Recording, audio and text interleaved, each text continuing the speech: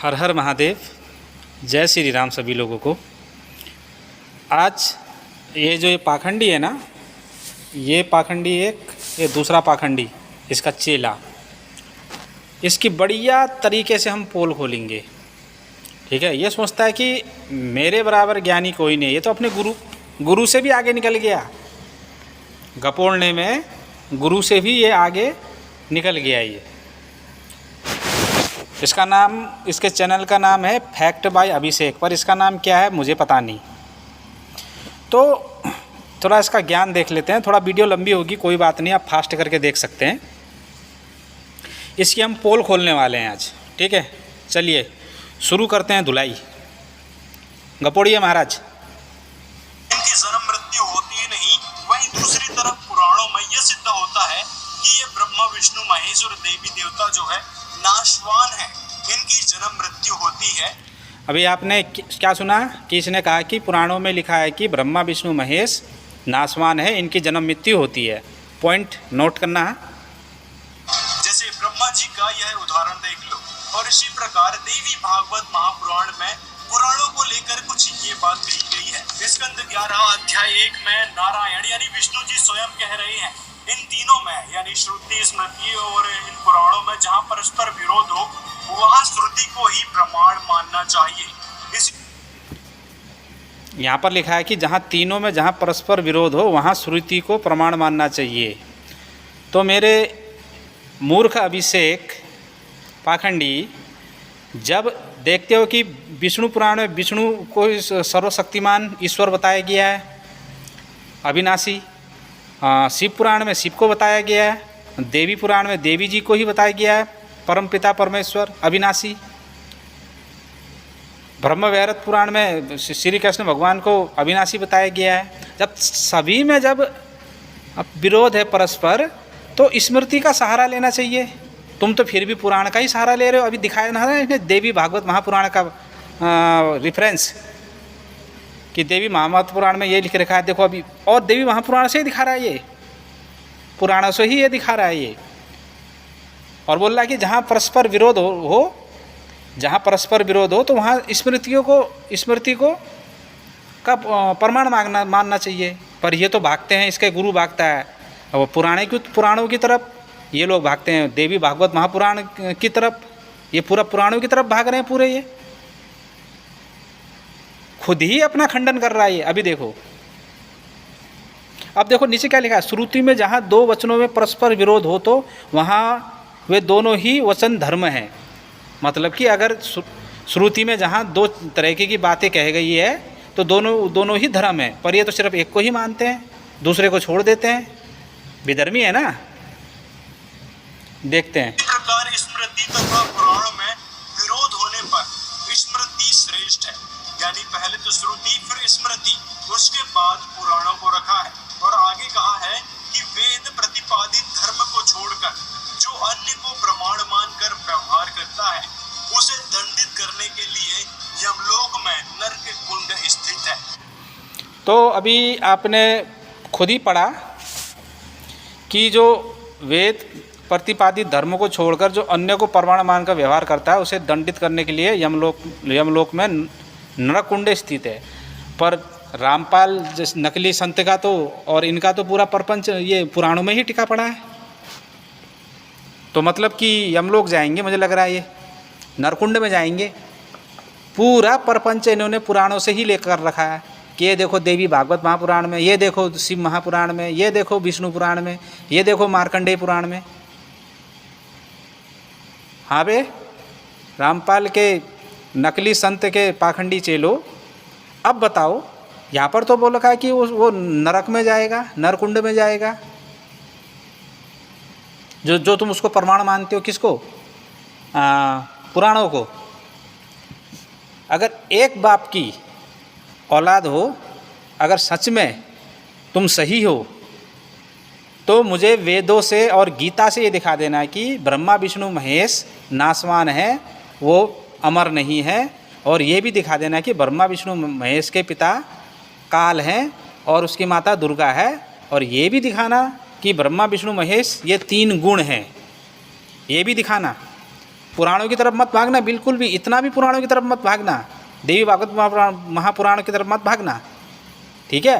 अगर तुम खुद को सनातनी कहते हो ना तो दिखाओ, अगर तुम में क्षमता है तो वेदों से दिखाओ, गीता से दिखाओ। पूरा प्रपंच तुमने क्या बोलते हैं पुराणों से रच रखा है, अभी हमको ज्ञान दे रहे हो तुम, हाँ, कि पुराणों को नहीं मानना चाहिए, वहाँ अगर उनको श्रुति को मानना चाहिए। अभी आगे सुनो और गपोड़ महाराज, गपोड़िए। तो दोस्तों यहाँ से आप समझ लो, जो लोग वैदिक का तो नाम लेते हैं कि वैदिक धर्म अपनाना चाहिए, वैदिक पूजाओं को करना चाहिए, वैदिक मतलब होता है वेद के अनुसार, और पुराणों में भी यही कहा गया है कि जो श्रुति। इसका मुंह देखो, शकल देखो, मुंह के शकल कैसी बना रहा है, ऐसा लग रहा है कि जैसे कि मतलब कि अभी अभी ताज़ी ताज़ी खीर खा के आया हो। तो ये बोल रहा है कि वैदिक वैदिक अपना करते हैं, पर वैदिक को कोई नहीं अपनाता। अच्छा, अब मैं ये बोलता हूँ कि 17 मिनट में जो शादी हो रही है तुम्हारे वहाँ, हमारे कौन से वेद में लिखा है बता दे, कौन सी गीता में लिखा है कि 17 मिनट में विवाह हो जाता है और रमेड़ी पढ़ना है, बता दे खुद को, अगर सनातनी मानते हो तो कहाँ पर लिखा है ये बता मेरे को, चारों वेदों में कि रमेणी पढ़ के विवाह संपन्न होता है, कहाँ पर लिख रखा है बता मेरे को, बता। अभी तुझे मैं वैदिक कर्मकांड क्या होता है ना, तुझे वेदों से दिखाता हूँ मैं, दिखाएंगे। अभी थोड़ा वीडियो लंबी होगी, कोई बात नहीं, आज तेरी अच्छी से मैं धुलाई करूँगा मैं। तू मुझे ये दिखाना कि रमेणी से विवाह संपन्न होता है 17 मिनट में, वेदों से दिखा, कहाँ पर लिख रखा है ऐसा। खुद को वैदिक मानता है ना, अगर वैदिक मानता है ना, अगर नहीं दिखा पाए ना रामपाल के चेलों में, सभी रामपाल के चेलों को मैं वो करता हूँ, और रामपाल को भी मैं चैलेंज करता हूँ, मुझे उसमें दिखाओ, वेदों में दिखाओ कि रमेणी द्वारा विवाह संपन्न किया जाता है, दिखाओ मेरे को। फिर मैं तुम्हें दिखाता हूँ कि वेदों के मंत्रों के द्वारा विवाह होता है, मैं तुम्हें दिखाता हूँ वेदों से ही। समझ में आई? खुद को सनातनी कहने वाले, वैदिक कहने वाले, वेद का तो एक इतना सा भी कतरा नहीं मानते हो। चलो गपोड़िए महाराज आगे। यानी वेदों में जो बातें कही गई है उसको ही अपनाना चाहिए। अब बताओ कि जो कथा में आप सुनाते हो कि ब्रह्मा विष्णु महेश ही सर्वे सर्वा है, इनसे ऊपर कोई भगवान ही नहीं है, तो दिखा दो वेदों में कहाँ पे लिखा है, इससे सिद्ध होता है। अरे मूर्ख, कभी तूने वेद पढ़े या वही सिलेक्टिव मंत्र पढ़े जो तेरे नकली पाखंडी बाबा दिखाता था तेरे को, वही पढ़े ना तूने? चल तेरे को आज हम वेदों से दिखाते हैं, ब्रह्मा विष्णु महेश की पार ब्रह्मता हम तेरे को दिखाते हैं, और खुद भी खोल के देख लेना, हम एक एक मंत्र पढ़ के दिखाएंगे तेरे को, ठीक है। और नाम भी पूरा, ये नहीं कि कबीर का जैसे कबीर है, हम कवि नहीं दिखाएंगे। अगर रुद्र है तो रुद्र दिखाएंगे, विष्णु है तो विष्णु दिखाएंगे, समझ में आया?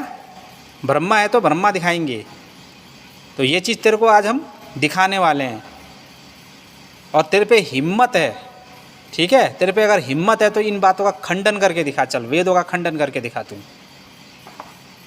बंद कमरे में वीडियो बनाता है, कभी आना डिबेट में आ, अगर तेरे में क्षमता है तो। जिस दिन हत्थे लग गए ना, तुम फेस टू फेस मिल गए ना, भाग नहीं पाओगे, बैठा के पूछा जाएगा तुमसे, बता। समझ में आया? चलिए मेरे सनातनी भाइयों, हम सबसे पहले तो चलो, इसने ये कहा है कि ब्रह्मा विष्णु महेश हमारे वेदों से दिखाओ कि वो ईश्वर है।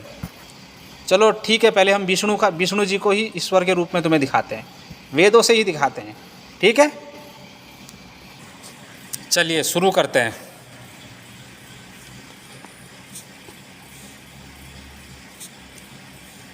फर्स्ट में हम दिखाएंगे तुम्हें सामवेद से, ठीक है। सामवेद का 18वां अध्याय है, खंड 2 है, मंत्र संख्या 1 और 2।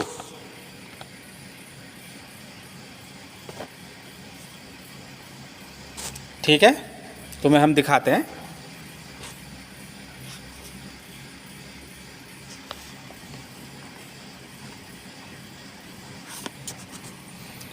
तो मेरे नकली धर्मगुरु के पाखंडी चेलो। अब यहाँ पर देखो, संस्कृत भी साथ में पढ़ लेना, ठीक है। संस्कृत भी साथ में, दूसरा खंड आ गया, प्रथम मंत्र से पढ़ो। विष्णु ने क्या लिखा है? विष्णु ने अपने पैरों को 3 प्रकार से रखा, उन पैरों की पद धूलि में ही सारा संसार समा गया। विष्णु अपने तीनों पैरों में धर्म को धारण करते हुए संसार को संचालित करते हैं। वे सर्वत्र व्याप्त हैं। कौन है सर्वत्र व्याप्त? ईश्वर है ना। ईश्वर कौन है? विष्णु। पढ़ लेना, ये संस्कृत भी पढ़ो संग में, ठीक है। हे यजमानों, आप विष्णु के कर्मों को देखने की कृपा कीजिए, उन कर्मों के प्रेरक और इंद्र के योग्य मित्र हैं। तो पढ़िए, ये 5 मंत्र पढ़िए, क्या लिखा है? विष्णु ईश्वर हैं, अच्छी से, विष्णु ईश्वर है। उन्होंने पृथ्वी के सबसे ऊंचे स्थान से अपने प्रतिष्ठा स्थापित की है। उस श्रेष्ठ लोक से देवता हमारी रक्षा करने की कृपा करें। विष्णु ईश्वर हैं, देख लो। अतो देवा अवंतु यो नो यतो विष्णु विक्रम चक्र में पृथ्वा अधि सान्वी। संस्कृत भी पढ़ो साथ में, मैं कुछ मिलावट कर रहा हूँ तो। विष्णु क्या है? ईश्वर। समझ में आया? अभी और दिखाते हैं तुमको। तो मैं अथर्ववेद से वराह जो अवतार लिया था भगवान श्री विष्णु ने पृथ्वी के तारण के लिए, वो भी दिखाते हैं। वराह अवतार भी दिखाते हैं विष्णु जी का। तुम्हारे कबीर जी का जो सुत सुकृत मुनिंद्र तो नहीं दिखा पाए, हम वराह दिखाते हैं, वराह अवतार, ठीक है। हाँ, तो ये है अथर्ववेद का कांड 12 का सूक्त 1 का मंत्र संख्या 48। पढ़िए।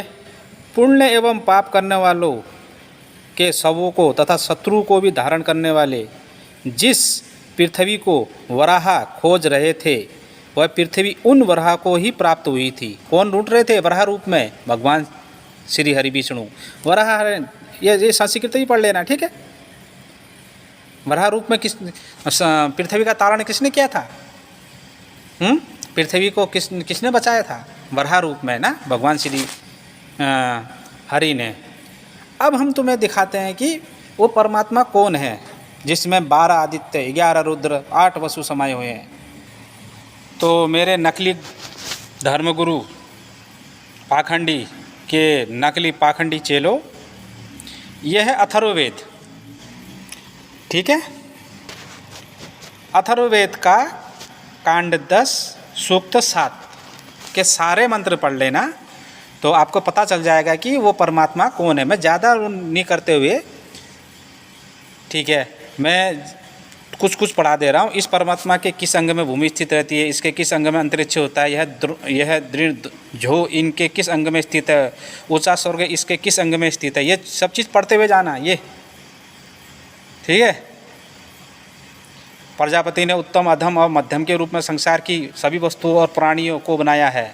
इस संसार के कितने पदार्थ प्रजापति में प्रवेश कर चुके हैं, जो प्रवेश नहीं करता वह कौन है? मतलब इस तरीके से बोला गया। मैं तुम्हें मेन दिखाता हूँ, ठीक है। यहाँ से ये 15वां बोलो, जिस आदि पुरुष में अमृत और मृत्यु स्थित है, जिस आदि पुरुष में अमृत और मृत्यु स्थित है तथा सागर जिस आदि पुरुष की नाड़ियाँ में समाया हुआ है, उस परमेश्वर के विषय में बताओ कि वह कौन है। जिस आदि पुरुष के शरीर में प्रथम कल्पित हुई पूर्व पश्चिम आदि 4 दिशाएं नाड़ियों के रूप में स्थित है तथा यज्ञ जहाँ पराक्रम करता है, उस परमेश्वर के विषय में बताओ कि वह कौन है। जो इस आदि पुरुष में ब्रह्म को स्थित जानता है, वो परमेष्टि को जानते हैं। जो परमेष्टि को एवं प्रजापति को जानता है तथा जो उत्तम ब्राह्मण को जानता है, वह परमात्मा को भली भांति जानता है। ब्रह्मा जिसका मुख कहा गया है, मधुकसा जिसकी जीभ बताई गई है, एवं विराट एन कहा गया, उस ब्रह्म के विषय में बताओ कि वह कौन है।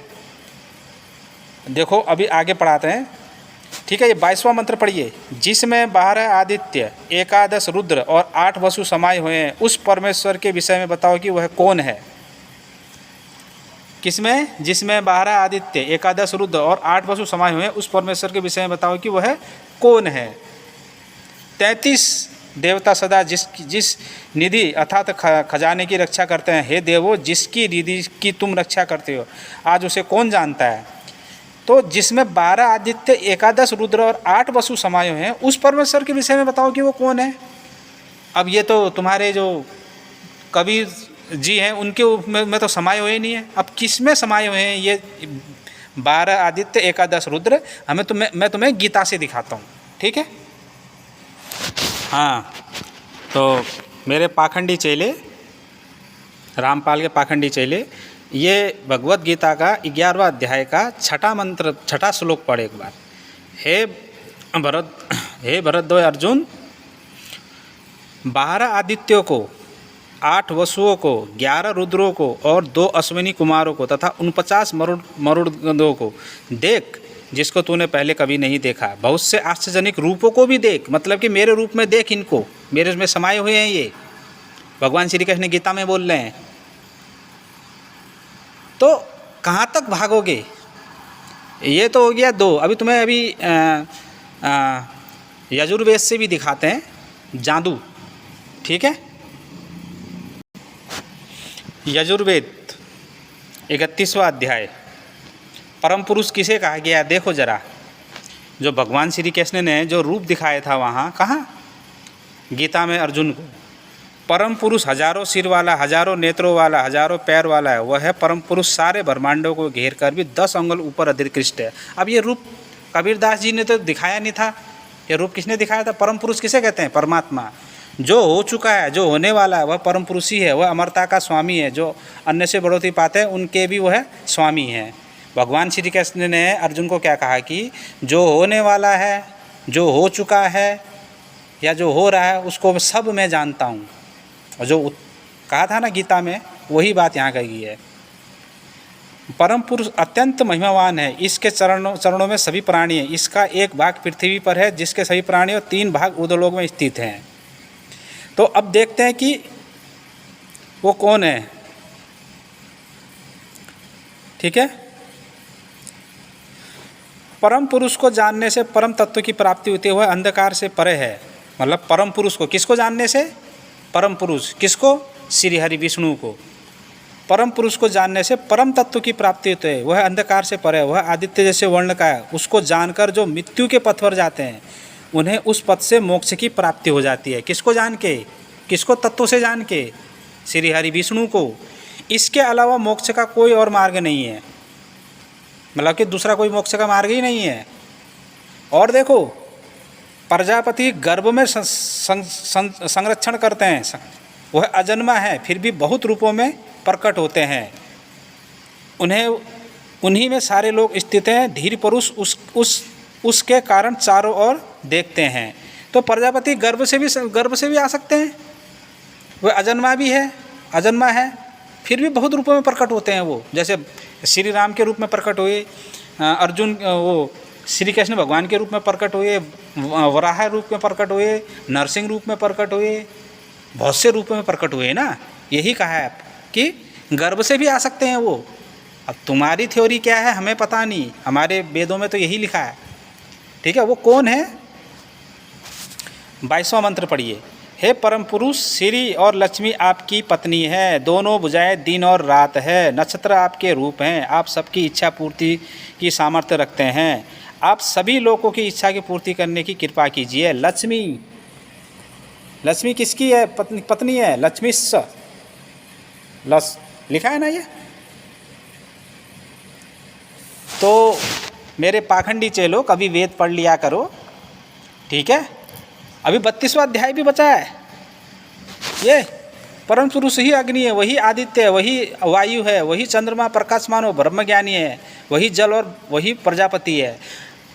गीता अध्याय 10 में पढ़ लेना। अर्जुन ने जब पूछा था श्री कृष्ण भगवान से कि हे प्रभु, हे भगवान, मैं आपको किन किन रूपों में आपका चिंतन करूं, तो भगवान ने क्या कहा, मैं ही अग्नि हूँ, मैं ही आदित्य हूँ, मैं ही वायु हूँ, मैं ही चंद्रमा हूँ, बोला था ना। ये देखो कौन है परम पुरुष, बोला था गीता में, भगवान श्री कृष्ण ने अध्याय 10 में पढ़ लेना। अर्जुन ने जब बोला कि मैं आपको किन किन रूपों में आपका चिंतन करूं, तो भगवान ने कहा था कि मैं ही वायु हूँ, मैं ही अग्नि हूँ, मैं ही चंद्रमा हूँ, मैं ही सूर्य हूँ, मैं ही प्रजापति हूँ, मैं ही विष्णु हूँ, मैं ही शंकर हूँ, मैं ही रुद्र हूँ, सब कुछ मैं हूँ, किसी भी रूप में मेरी होकर। अभी देखो कितने कलाओं से हुआ है, जिससे पहले कोई उत्पन्न नहीं हुआ, मतलब कि उससे पहले कोई था ही नहीं।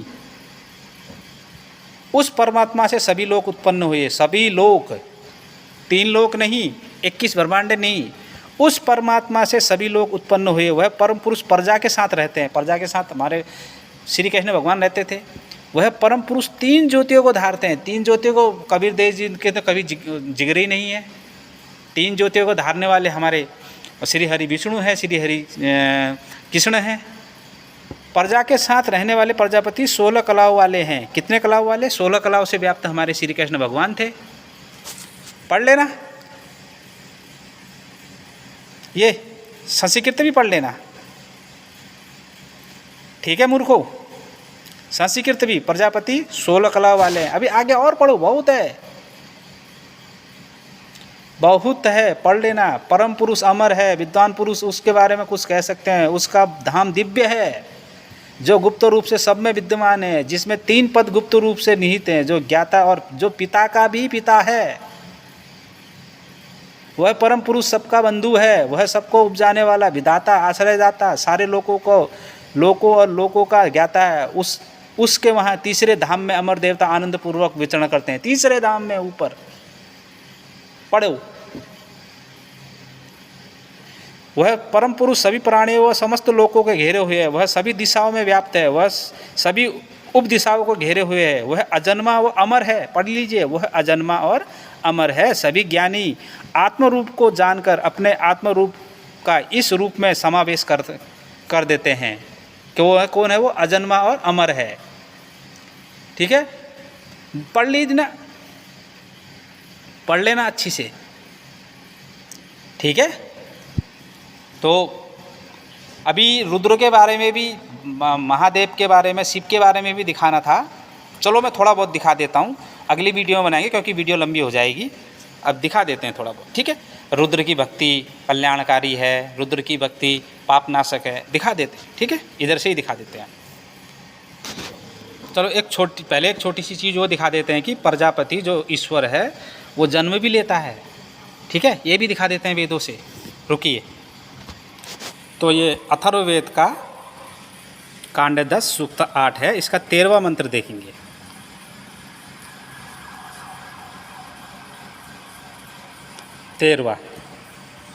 प्रजापति दिखाई न देता हुआ गर्भ में संरक्षण करता है तथा अनेक रूपों में जन्म लेता है। उसके आधे भाग में सारा विश्व उत्पन्न हुआ है, उसका शेष भाग श्रद्धा है, वही उसकी पहचान है। दिख गया? हम वेदों के अनुसार चलेंगे ना, हम वैदिक हैं।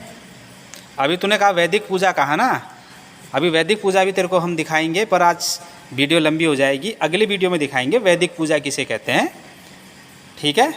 हमारे वेदों में लिखा है कि गोदान करना चाहिए।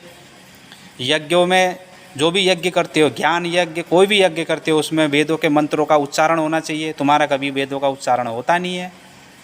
गाय की पूजा करनी चाहिए, तुम लोग करते ही नहीं हो। ये वैदिक पूजाएं हैं सारी, वेद में लिखा है, ये वेदों में लिखा है ये सारी चीज़ें। समझ में आई? खुद को वैदिक कहने वाले 17 मिनट में विवाह कर रहे हो रमेणी पढ़ के, और हमसे बोल रहे हो कि वेदों के अनुसार चलो। पहले खुद तो वेदों के अनुसार चलो, ठीक है। चलो अभी तुम्हें हम महादेव की भक्ति कल्याणकारी दिखाते हैं। ये ऋग्वेद में दिखाते हैं तुमको, ठीक है। ऋग्वेद मंडल 2 सूक्त संख्या 33, ठीक है, तुम्हें दिखाते हैं। अभी तुम सच्चे सनातनियों के हाथ नहीं लगे हो ना, जिस दिन हाथ लग गए ना अच्छी से,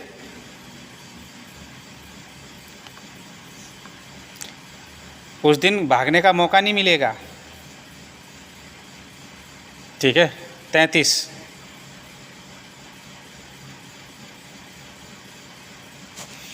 ये